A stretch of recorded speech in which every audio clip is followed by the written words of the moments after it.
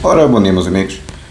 Vamos falar do André Ventura, que ao que parece está aí a dar uma polémicazinha, que vai perder um mandato e tal. Não, não é o mandato de deputado da Assembleia, é o mandato de deputado da Assembleia Municipal de Moura. Eu não sabia que por acaso ele tinha esse tacho. Aliás, eu quando conheci o Adolfo Mesquita Nunes, essa grandemente iluminada da direita conservadora,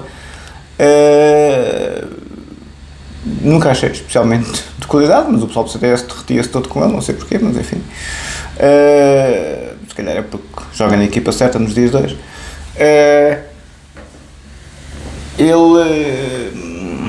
Enfim, sempre com minhas bocas habituais, mas somos todos iguais. Posso mandar bocas ou não? Somos todos iguais ou não somos? Somos todos iguais, levam bocas como os outros todos. Seja Cavaleiro do Apocalipse ou não. Pode ser assim, não. É que, senão não somos todos iguais. Senão os pessoas têm superpoderes e os outros são uns totós. Pode ser assim? Muito obrigado.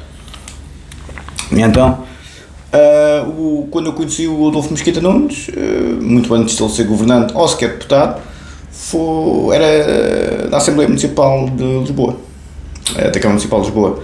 O André Ventura, a Assembleia Municipal da Câmara Municipal de Moura. Pois, eu vi aqui no Gonçalo Sousa, enfim, vou ver por um bocadinho do vídeo. Fábio Peixoto está a ler o Goldman. O Goldman não é difícil, caro amigo. O Goldman escreve bem. O Fábio Peixoto está a ler a inteligência emocional do Goldman. A inteligência emocional como conceito começou com o Daniel Goleman nos anos 90. Eu lembro, eu era estudante quando essa conversa começou. A inteligência emocional é boa, É. Hoje em dia está super valorizada e a inteligência conceptual está super desvalorizada. Isso tem consequências catastróficas nos países progressistas, nos movimentos loucos desta vida e tal, porque depois é uma camada de doentes mentais que, porque são emocionalmente sensíveis, completamente analfabetos do ponto de vista conceptual, conseguem ler uma linha do Kant e desmaiam de estupidez. Ou seja, a lógica e o raciocínio, o sonho dos filósofos vai para o caixote de lixo e as emoções é que mandam. Pois, o Goleman não foi nosso amigo, o Fábio Peixoto. Teve muito boas intenções, o Goleman, com a inteligência emocional, mas a inteligência emocional agora tomou conta e tudo é inteligência emocional. Identifico-me como uma porca, é inteligência emocional. Identifico-me como não sei o quê, apesar de ter cor uma soma XY, é inteligência emocional. Está a ver, Fábio? Bom, vamos para percebe-se bem o que eu digo, porque eu falo muito depressa como o Gonçalo da Amélia Ribeiro, não é? As metralhadoras habituais. O Júlio era igual ao Paulo Renato também. O Paulo Renato por acaso era mais calminho a falar. Pronto, tinha aquela coisa de ter estado papado e tal, aquela coisa. Como o André Ventura, como o Salazar, não é? Pois é, doutor David, o homem é um craque, é sim senhor, é sim senhor. Viu as notas? É cada um. Olha, eu tenho aqui a parte das notícias em que o Gonçalo Sousa, mas é tanto vídeo, o Gonçalo Sousa fala disso. Um grande abraço para si, Gonçalo. Aqui 3 semanas. Vamos ouvir. O risco de perder o mandato de deputado municipal em Moura. O líder do Chega esteve presente apenas em 2 sessões da Assembleia Municipal. Na cidade alentejana as opiniões dividem-se, mas a maioria diz que Ventura nunca defendeu os interesses dos mourenses. Em 2021, André Ventura era eleito deputado municipal em Moura, mas, desde então, marcou presença em apenas 2 sessões da Assembleia Municipal. O líder do Chega faltou a 30 reuniões e não foi substituído por ninguém em 7. Uma vez que ele se candidata, é para estar presente e para lutar pelos direitos dos mourenses, não? Dar o seu voto, dar a E até hoje nada. Não é normal até ele estar a faltar às reuniões, mas ele não sabe, ele sabe onde é Moura. O André Ventura sabe onde é Moura. Já também não sabe.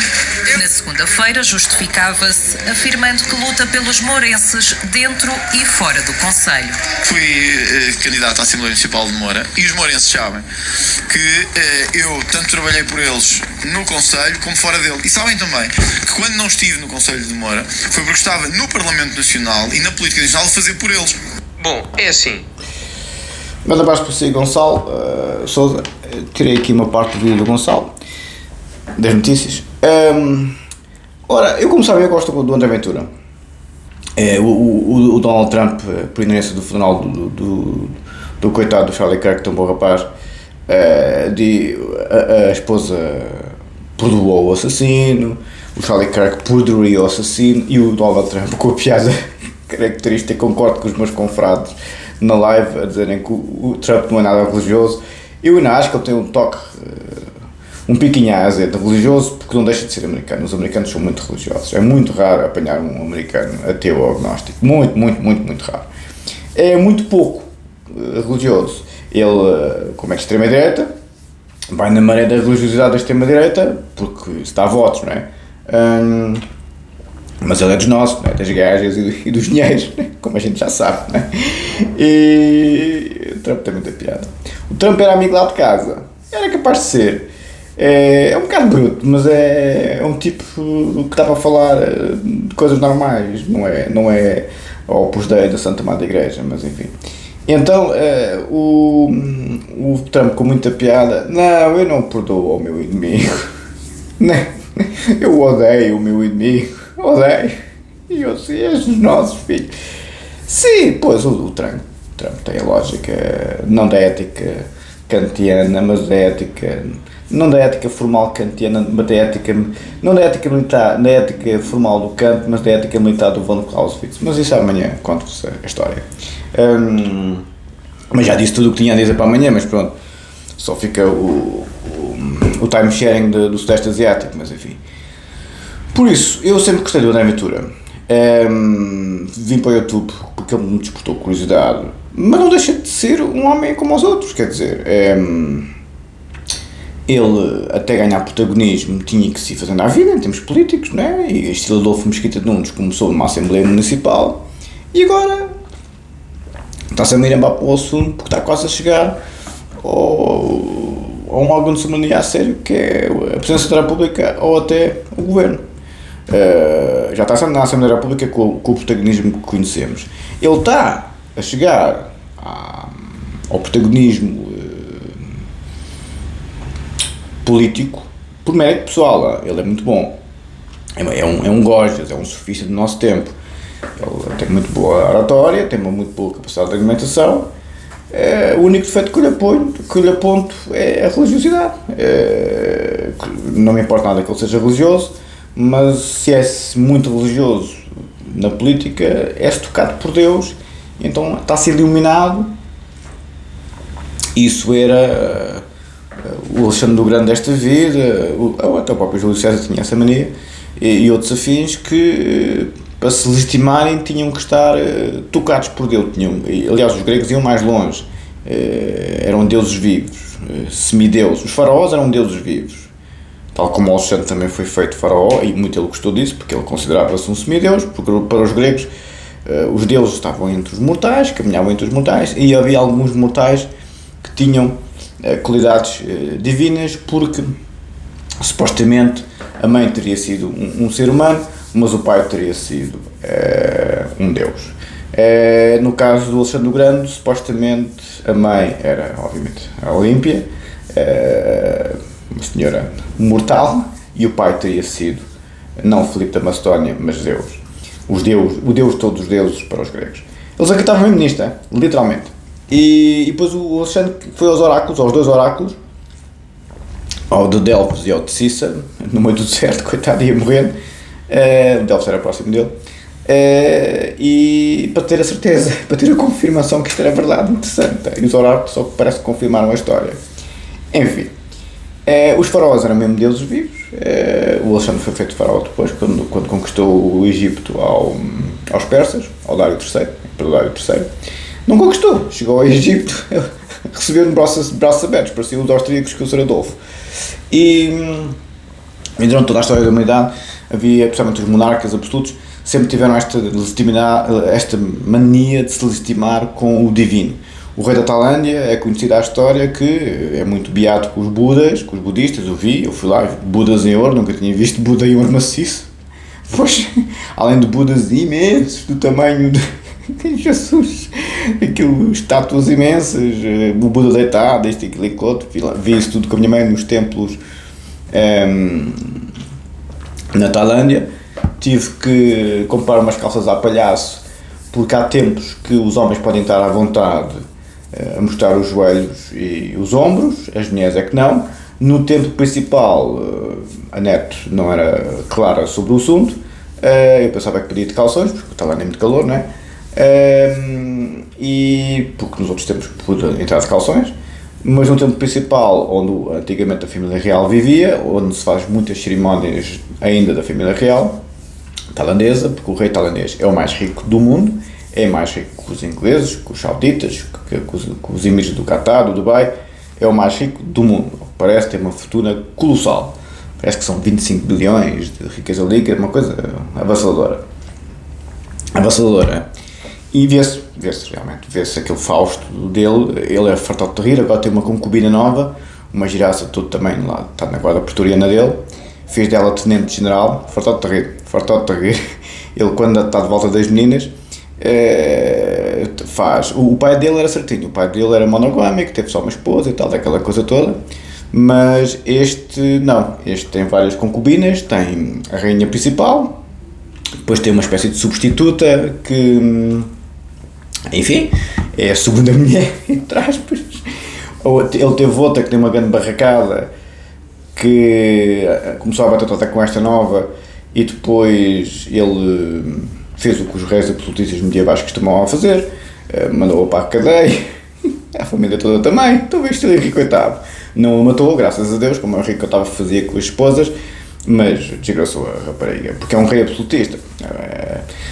A lei de lesa majestade na Tailândia, ainda há pouco tempo, já vos contei a história, houve indígenas que escreveu umas coisas no Facebook a falar mal do rei e foi condenado a 35 anos de cadeia.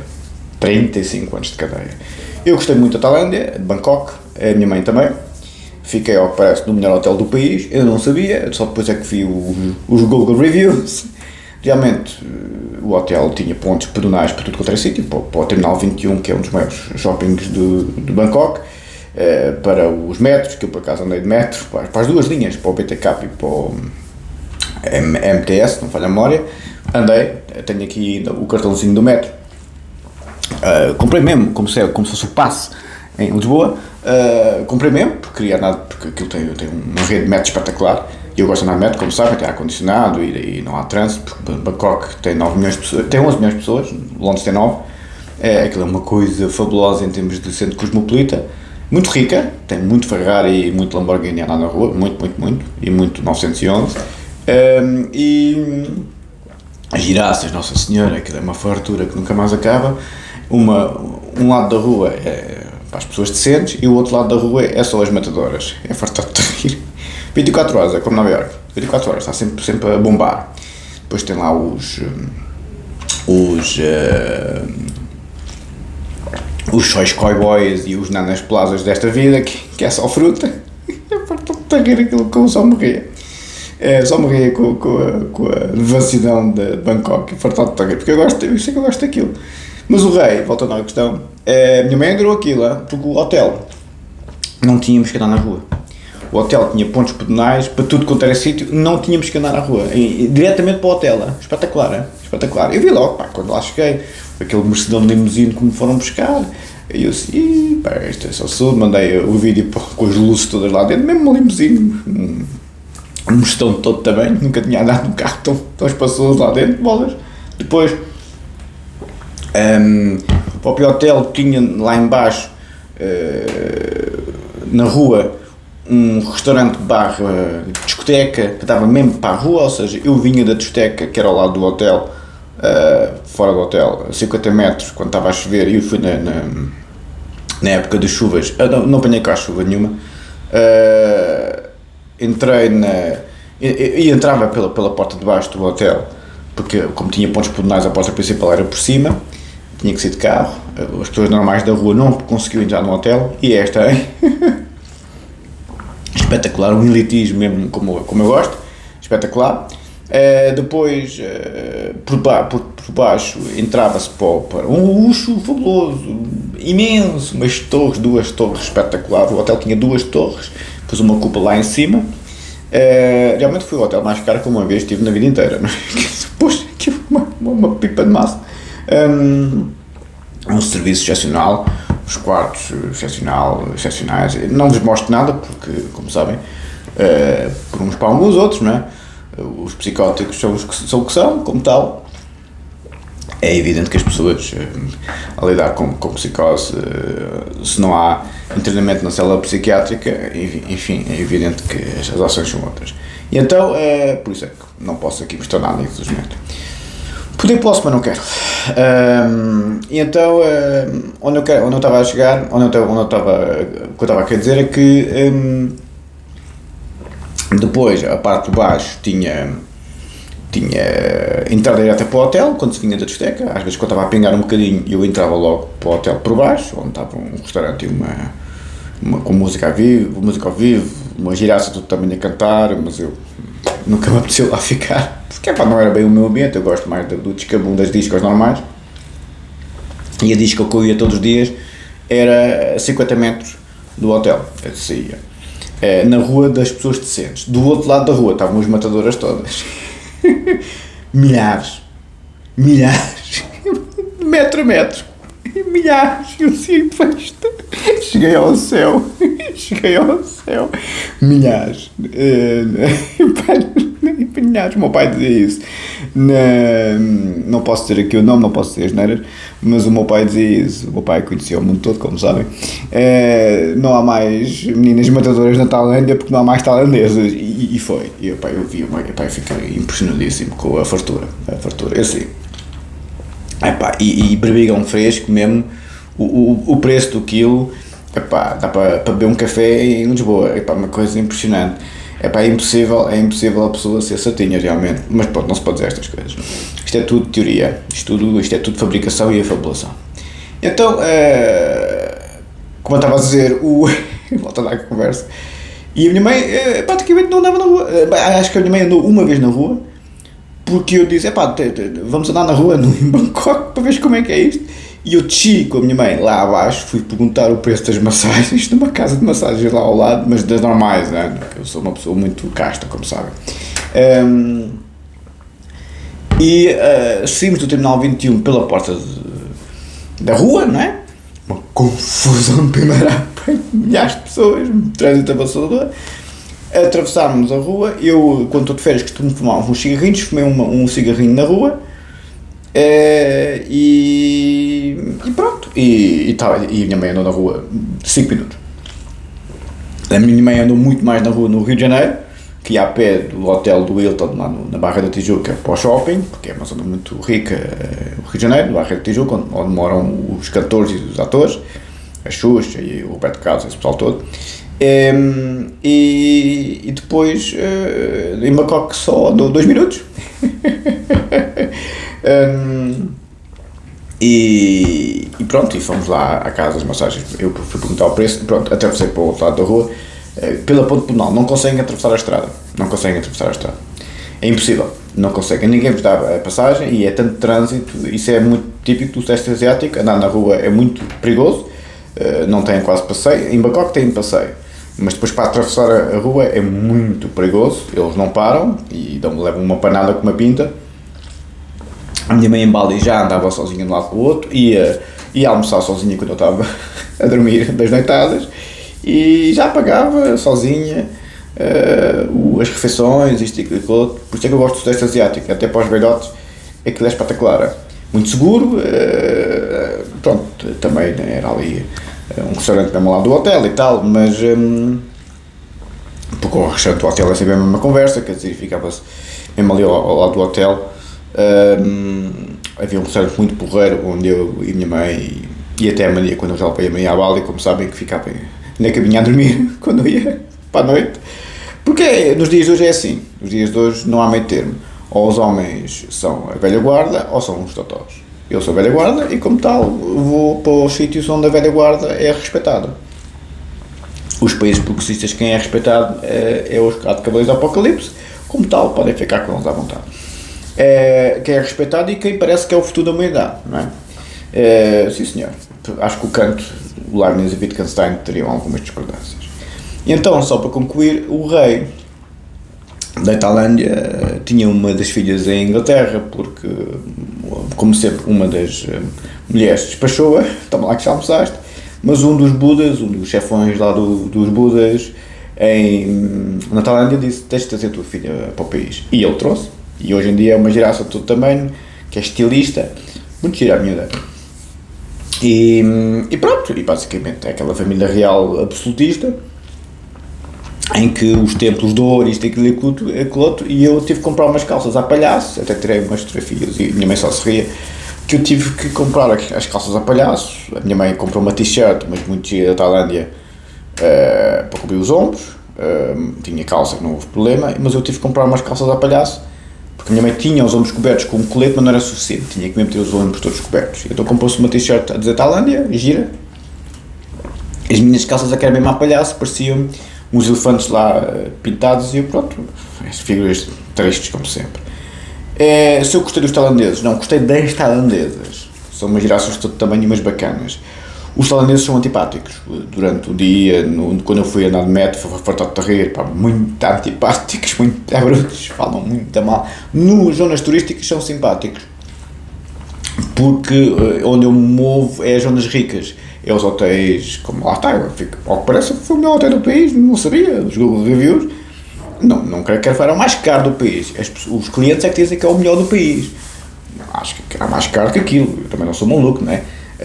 E realmente é capaz de ser o melhor do país, porque está mesmo no centro de tudo, tem pontas pedonais por tudo quanto é sítio, é um luxo fabuloso, os quartos são imensos, parecem suítes presidenciais, é um silêncio absoluto, avassalador. Eu sou homem da noite, ficava a dormir até a hora do almoço, não havia um pio.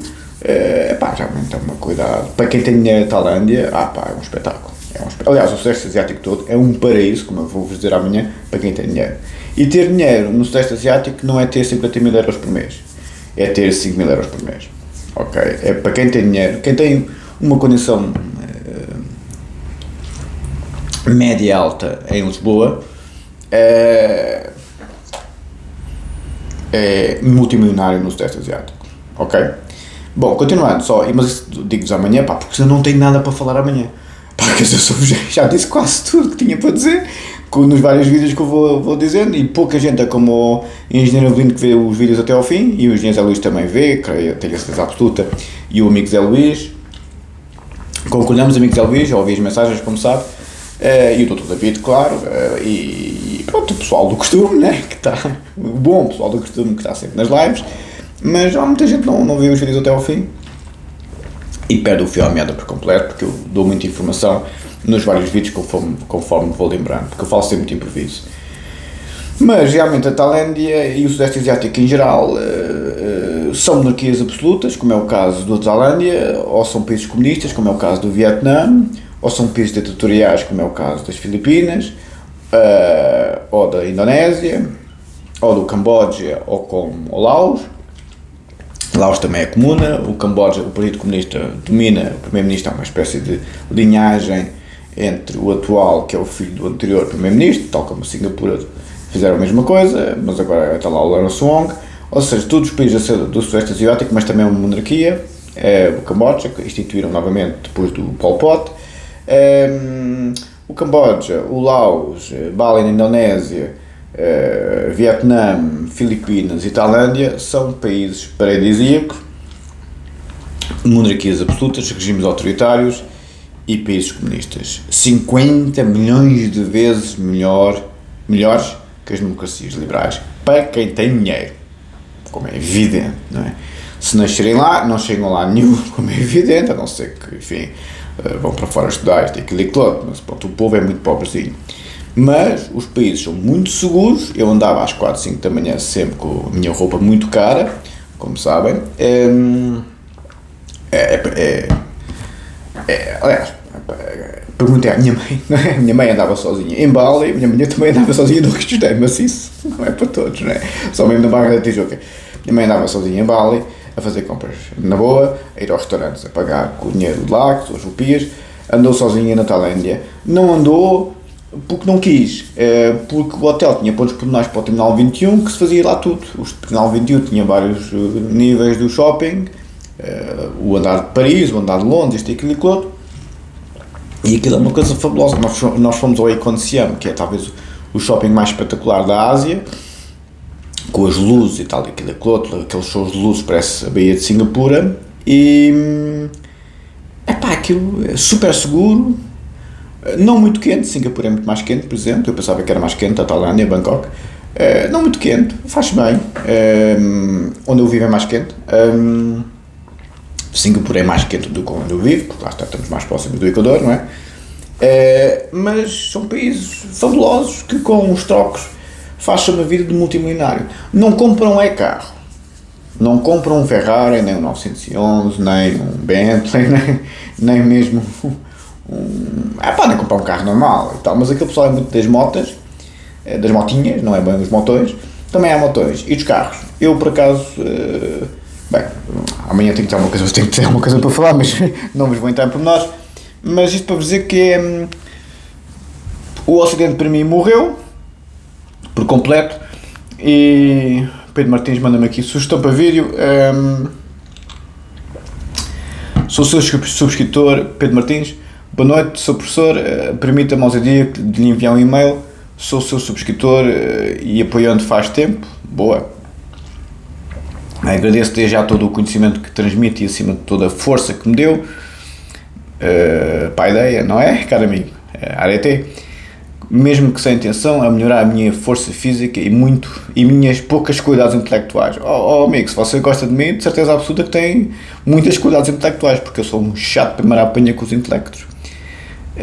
Ora, eu fazer a sugestão de perder 10, 15 minutos a ouvir um vídeo ou outro do primeiro filósofo português, Agostinho da Silva. Eu gosto tanto dele.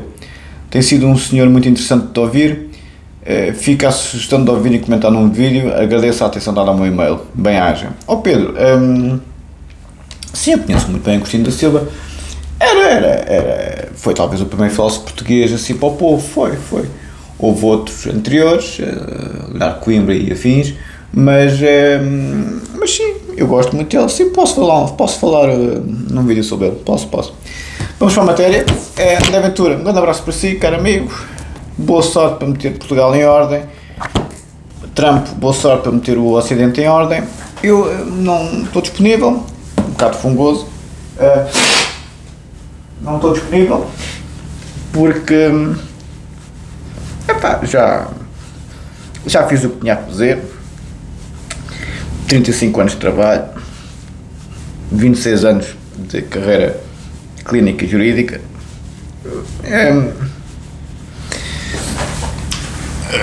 Acho que já fiz o meu dever, já fui canto o suficiente, e como tal, pronto, é o que eu tenho a dizer. Não vou avançar, senão amanhã não tenho nada para dizer, mas amanhã faço 50 anos e deixo o trabalho para os senhores. Eu vou ter outro trabalho. Um trabalho filosófico, como dizia o Heidegger. A tarefa filosófica. A minha tarefa filosófica agora é outra. É a vida. Os psicanalistas fazem sempre o melhor ou o mau trabalho. Como dizia o Bian. Vamos para o professor Figueiredo Dias. Tínhamos ficado na diferença entre parte geral do direito penal e as suas componentes, como sabem. Já vamos para a tese e depois seria a falar da parte geral e da parte especial. Seria demasiado simplista reconduzi-lo simplesmente a uma qualquer distinção ideal entre o abstrato e o concreto, entre o comum e o particular. O professor Figueiredo Dias está a falar da distinção entre parte geral e parte especial do Código Penal e no direito penal, ok? Entre o comum e o particular, ou mesmo entre o princípio, entre a principologia e a concretização. Principologia é o estudo dos princípios, psicologia, antropologia, sociologia, por aí adiante, é o estudo de. Importante neste enquadramento é acentuar que, de um ponto de vista funcional e racional, a autonomização de uma parte geral do direito penal serve o controle racional da aplicação jurídico-penal através do esclarecimento fundamental da matéria de regulamentação jurídica e do domínio dos critérios da valoração, de modo a evitar espetacular a expressão do professor Figueiredo Dias, já há muito tempo que não ouvi esta expressão, de modo a evitar até onde seja possível tantas contradições normativas como esta é linda, esta é mesmo, professor Figueiredo Dias é o maior, há muito tempo que eu não ouvi esta expressão, como uma jurisprudência sentimental. É isto que é o movimento woke, é uma jurisprudência sentimental, fazem lei, fazem fonte de direito dos seus sentimentos. O seu professor Figueiredo é o maior. Jurisprudência sentimental e deste modo a propiciar a descoberta da justiça no caso. E as referências, o professor fala aqui da autonomização da parte geral do direito penal, remonta às, segundo Schmitt, doutrina do direito penal clássico 195, estou a traduzir do mal, 1965, página 150, à doutrina penal do século XVI, ou seja, esta história da parte geral do direito penal começa no século XVI, quando é a Idade Média, como é evidente, no século XV, os Descartes, Pascal, Leibniz e Kant desta vida, não é? E depois ele, quando fala aqui da articulação entre parte geral e parte especial, sob o ponto, diz o professor Figueiredo, entre nós, Faria Costa, relações entre a parte geral e a parte especial do Código Penal, BFD 51995, página 17, e Direito Penal Especial, contributo a uma sistematização dos problemas especiais da parte especial 2004, página 13, e mais uma vez, aqui é outro autor, Schroeder, parte geral e parte especial em Roxin FS 2001, página 33. Ficamos por aqui, vamos um bocadinho para a tese. O Dr. David já manda o meu as questões do resumo para o meu telemóvel do pecado. Com o meu telemóvel velho tem o número do pecado do barbigão fresco. Só para quem pode, não é para quem quer. Na tese tínhamos ficado na página 229, ficámos na citação nota 556, começar considerando o direito como uma obra. Obrigado a todo David, você é um espetáculo, caro amigo. Vamos para a tese. Ora, eu vou ser sincero, com o mundo hoje, se eu vou ter saudades do Ocidente, não vou, nem de Portugal, nem dos países ricos, não vou, já há muito tempo que estou de costas voltadas, as minhas férias correm sempre muito mal quando eu vou para Portugal, ou quando vou para os países ocidentais. Vim mal gostei muito do Rio de Janeiro, andar de helicóptero e as boas zonas e que tal, aquilo é farto de rir, mas culturalmente as pessoas, por amor de Deus, o Rio de Janeiro é espetacular, não estou nada arrependido de lá ter ido. É o que dizem, elas são lindas de morrer e a cidade é lindíssima. Agora as pessoas, foda-se, peço desculpa, não se pode dizer as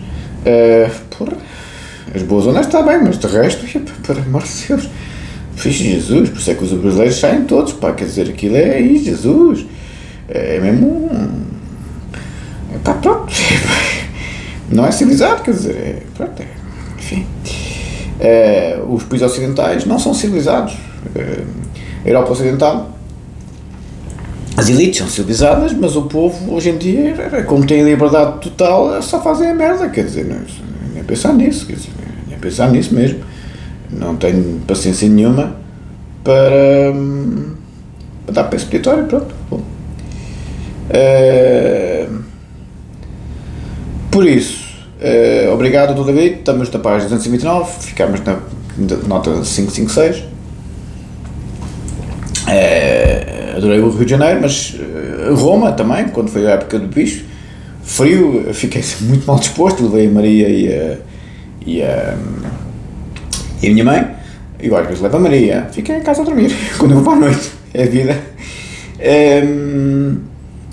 Levo sempre a minha mãe, porque a minha mãe já tem muita idade e eu gosto de mostrar o mundo todo à minha mãe em viagens em primeira classe e hotéis 5 estrelas, e quando a minha mãe fala com os vizinhos, fala da Qatar e da Emirates e companhia limitada em primeira classe como se fosse uma coisa normal. O pessoal mais novo que também viaja, não, nós não vamos nessas companhias aéreas. Mas enfim, a Qatar tem uma porta, hein? Na executiva é um quarto quase, aquilo é uma coisa impressionante. Considerando, mas o senhor, sabem que a diferença, o Nelson Nunes agora está a ser investigado, coitado, um grande abraço para si, Nelson Nunes, não vê os vídeos, mas enfim, nunca se sabe, riquíssimo advogado brasileiro. Ele fala dos invejosos, não, os invejosos não querem que os seus tenham, os invejosos querem que os senhores não tenham. O mundo, quando dá voz a gente muito complicada, acabam por ficar uns com os outros. O pessoal fazem como eu, como o professor Vitor Ribeiro, vamos embora, está a ver?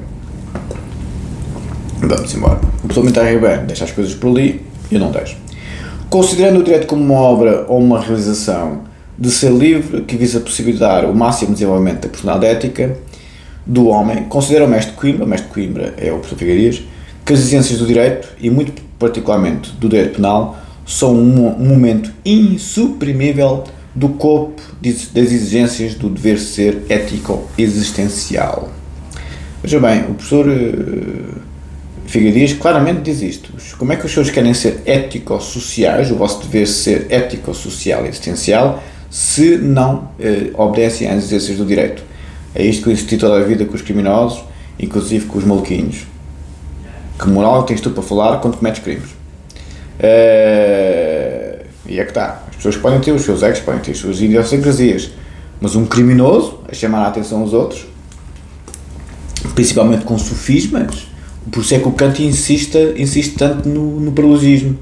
Como eu vos disse ontem, a diferença entre o paralogismo e o sofisma é que o paralogismo é um erro involuntário, é uma falácia involuntária, e o sofisma é um erro voluntário, uma falácia voluntária. O paralogismo, as pessoas enganam-se e, de certa forma, dizem coisas parvas, e induzem os outros em erro de forma involuntária e não intencional. Isso é o paralogismo.